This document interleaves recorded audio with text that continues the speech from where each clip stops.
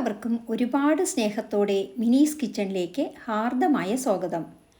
വീഡിയോയിലേക്ക് പോകുന്നതിന് മുമ്പ് നിങ്ങൾ ആദ്യമായിട്ടാണ് ഈ ചാനൽ കാണുന്നതെങ്കിൽ ഒന്ന് സബ്സ്ക്രൈബ് ചെയ്ത് താഴെ കാണുന്ന ബെൽ ബട്ടണിലെ ആൾ എന്ന ഓപ്ഷൻ കൂടി ഇനേബിൾ ചെയ്യണേ.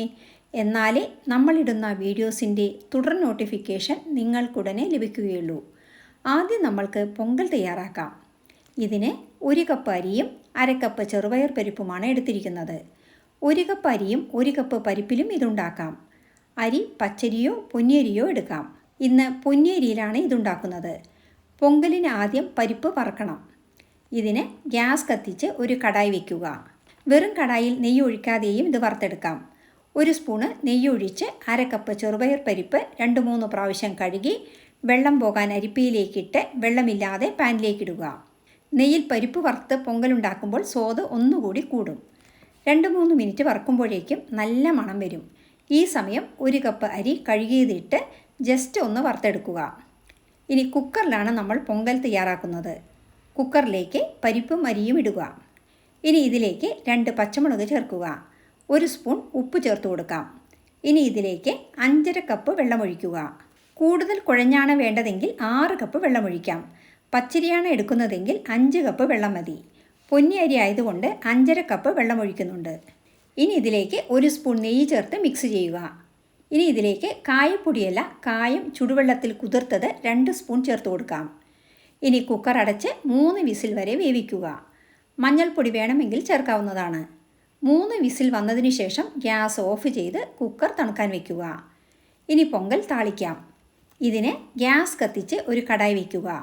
കടായി ചൂടായി വരുമ്പോൾ 4 സ്പൂൺ എണ്ണയും 1 വലിയ സ്പൂൺ നെയ്യും ചേർക്കുക. എണ്ണയ്ക്ക് പകരം നെയ്യ് മാത്രമായും ചെയ്യാം. എണ്ണ ചേർക്കുമ്പോഴുള്ള ഗുണം എത്ര നേരം കഴിഞ്ഞാലും പൊങ്കൽ ഡ്രൈ ആവില്ല. എണ്ണയും നെയ്യും ചൂടാകുമ്പോൾ 1 വലിയ കഷ്ണം ഇഞ്ചി ചെറുതായി അരിഞ്ഞത് ചേർക്കുക. ഇഞ്ചി നല്ലപോലെ പൊരിഞ്ഞു വരണം. ഗ്യാസ് സിമ്മിൽ വയ്ക്കുക. ഇഞ്ചി മൂത്ത് ചുവന്ന് വരുമ്പോൾ 1 വലിയ സ്പൂൺ കുരുമുളക് ചേർക്കുക. മുഴുക്കുരുമുളകാണ് ചേർക്കുന്നത്. ഇനി ഇതൊന്ന് ക്രഷ് ചെയ്ത് വേണമെങ്കിലും ചേർക്കാം. നമ്മൾ ചേർത്ത കുരുമുളക് പൊട്ടി വരുമ്പോൾ 1 സ്പൂൺ ജീരകം ചേർക്കുക. ഇനി ഇതിലേക്ക് 1 പിടി അണ്ടിപ്പരിപ്പ് ചേർത്ത് കൊടുക്കാം. അണ്ടിപ്പരിപ്പ് എത്ര ചേർക്കുന്നുവോ അതിനനുസരിച്ച് സ്വാദ് കൂടും. അണ്ടിപ്പരിപ്പ് ക്രിസ്പിയായി കിട്ടാൻ സിമ്മിൽ വറുക്കുക. അണ്ടിപ്പരിപ്പ് ചുവന്ന് വരുമ്പോൾ കറിവേപ്പില ചേർക്കുക.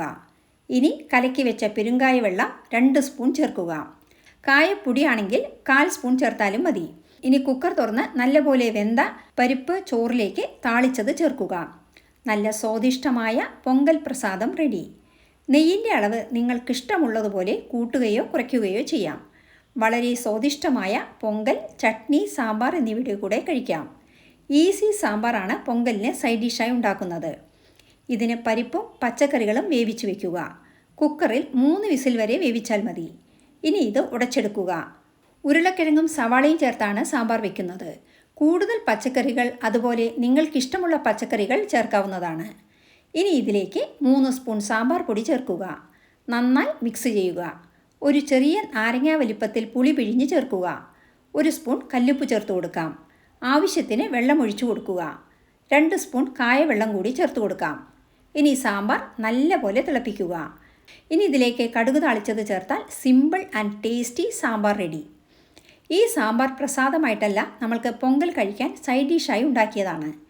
ഇഷ്ടമായാൽ ലൈക്ക് ചെയ്യാനും ഷെയർ ചെയ്യാനും മറക്കരുതേ. കൂടാതെ നിങ്ങളുടെ വിലയേറിയ അഭിപ്രായങ്ങൾ താഴെ കമൻറ്റ് ബോക്സിൽ രേഖപ്പെടുത്തുമല്ലോ. വീണ്ടും മറ്റൊരു നല്ല വിഭവവുമായി കാണാം. Thank you for watching and supporting.